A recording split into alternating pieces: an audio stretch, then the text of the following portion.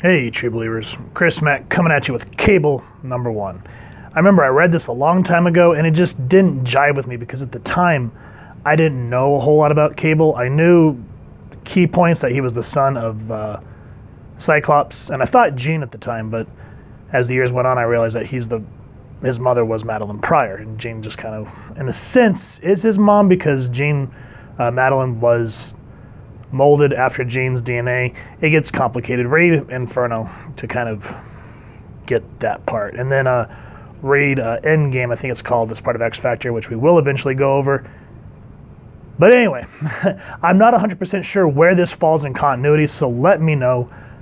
But what I really do appreciate about this book is you start to, back in the day, we kind of knew a little bit about Cable, but this finally starts to give us an insight to his future instead of just stuff that he references to X-Force in the main book. So with that said, let's go ahead and jump into Revealed Secrets Behind X-Force's Mysterious Leader. First issue collector's item. 90s trying to make a buck. Whatever. So one thing I want to put into context that makes me laugh is you got to think about this. The print date on this was May 1993. So at this point, a lot of fever pitch in terms of sci-fi, post-apocalyptic, dystopian future. So a lot of people, have love for Blade Runner, Alien, and Terminator. So that's why during this era you saw a lot of aliens like the Brood. You see a lot of robot post-apocalyptic futures because of Terminator. And then, of course, the dystopian towns because of things like Blade Runner. So with that said, we're somewhere in 1,000 years in the future. We're setting up here at the, what is this place called? The Grand Canyon. And just all of a sudden, boom, gorgeous splash page. But before we can even talk about how awesome this is, let's talk about who made this book.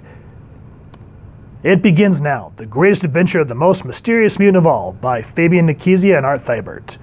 Special thanks to Danny Miki, Dan Panosian, Trevor Scott, and Al Milgram. Chris Yiannopoulos lettering, Murray Yavins colors, and then of course Bob Harris at this time was editor, and Tom DeFalco was editor-in-chief. So, 90s right here, 90s cheese that you gotta love. I miss, one thing, people complain about the 90s was too many pouches and everybody always looked like they were on steroids. But this is how I remember Cable, large and in charge. That's why nowadays when they kind of make him a little more lean, I hate it. I'm used to Cable sporting that giant-ass gun that you see on issue 1 of X-Force. And, the big, broad shoulders, not just some everyday average Joe that you see down the road. No. This is the Cable I remember. And as you can see, this artwork still holds up. I mean, look at the dynamicness of the paneling, the colors. You're not bored. You're like, what the hell is going on? And here, Cable, this is the clan chosen. They call Cable the Ascani son because if you go back and read Endgame, he was taken to the future to get rid of the techno-organic virus that Apocalypse had infected him with. And so he was raised by Mother Ascani, who, if you read the adventures of Phoenix and Cyclops, you come to find out, spoiler alert, we will eventually go over the books, is Rachel Summers. Mouthful, I know. But Cable's leading the clan chosen against the Canaanites, who is the followers of Apocalypse in this future. At least that's what Cable thinks they're fighting, because he goes, stab his eyes, they found us again. Break formation, dispersal routine, silos scramble at topside. We have to keep the Canaanites away from base camp. And before anything, they're trying to, but everything kind of goes foobar. There's a thermal that drops.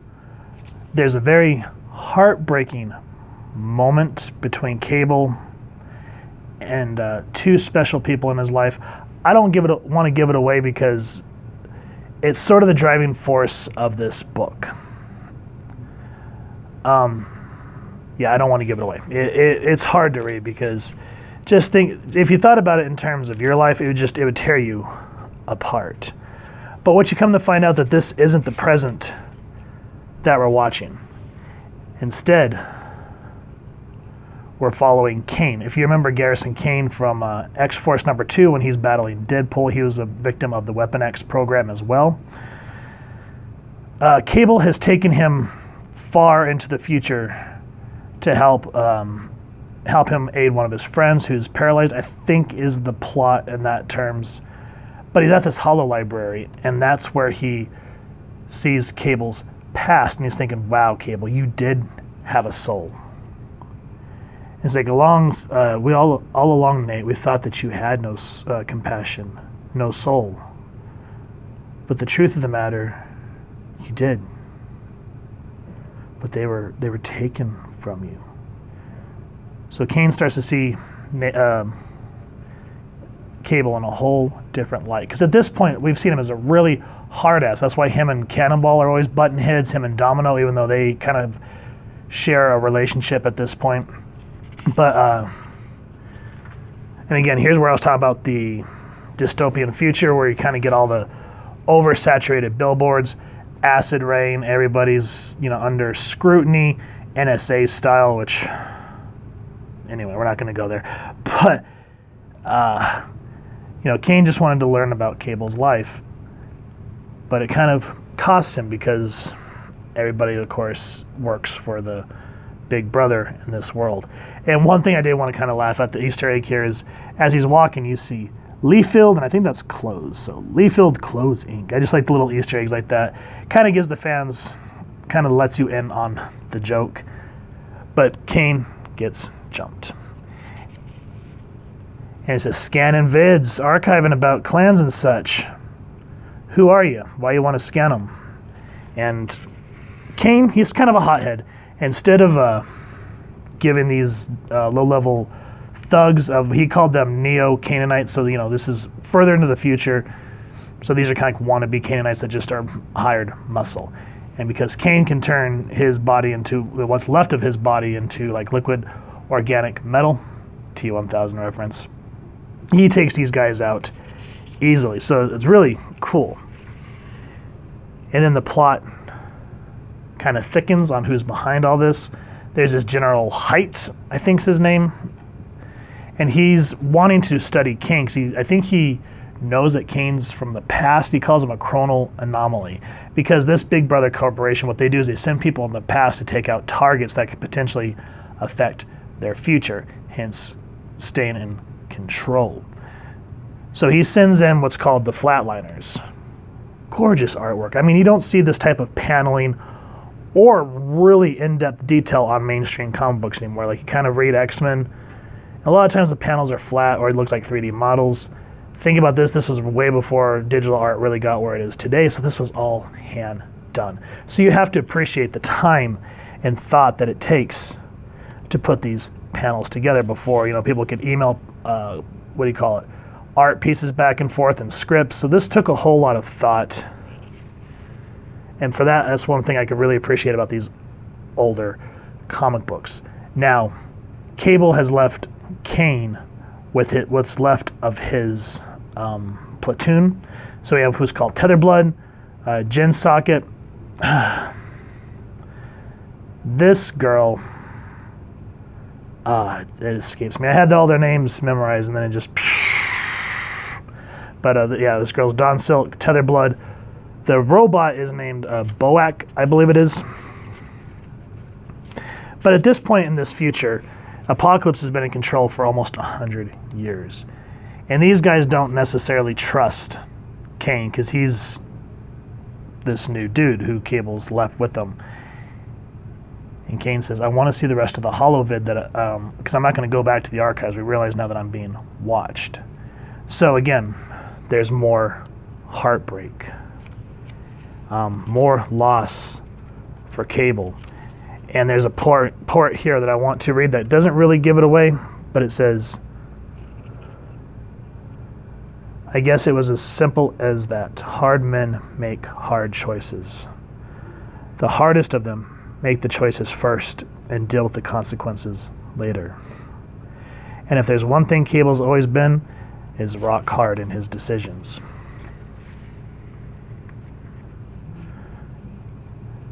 So again, it goes back to a battle with Strife, whom, if you guys haven't followed the reviews that we've done over X-Force and New Mutants, there's a very, very super importance to Strife, which I don't want to spoil if you've never read any of the X books.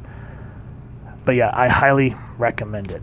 And what I like is at this point, everyone thinks that Cable's not going to come back. They think he's dead because he hasn't come back, hasn't made any signals. So Kane here, he thinks he's stuck in the future.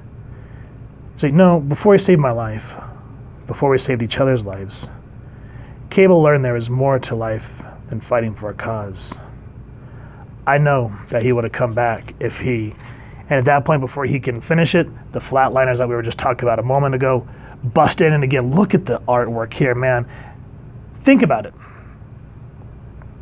They didn't have to put this much effort into this comic book, but they did, and it paid off. That's why a lot of these comic books, even though there's 90s cheese, you go back and read it, and it still, at least in my opinion, holds up.